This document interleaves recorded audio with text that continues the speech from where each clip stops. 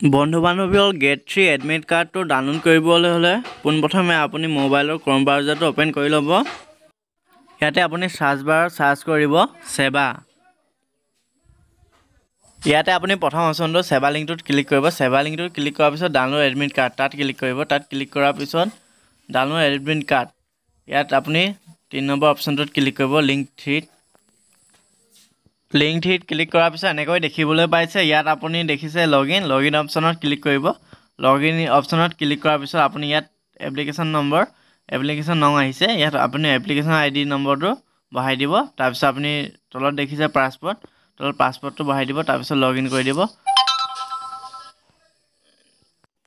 ইয়াত আপুনি লগইন কৰাৰ পিছত দেখিবলৈ পাইছে এপ্লিকেশ্যন নং আৰু আপোনাৰ ফটোকপি ওপৰত দেখিব পাইছে এডমিট কাৰ্ড পেপাৰ আপুনি ক্লিক কৰিব। ক্লিক কৰাৰ পিছত আপোনাৰ এডমিট কাৰ্ডটো আহি গৈছে। চ' আপুনি এডমিট কাৰ্ডটো আপুনি ছেভ কৰি ল'ব PDF-ত, নহ'লে আপুনি প্ৰিণ্ট কৰি ল'ব পাৰিব।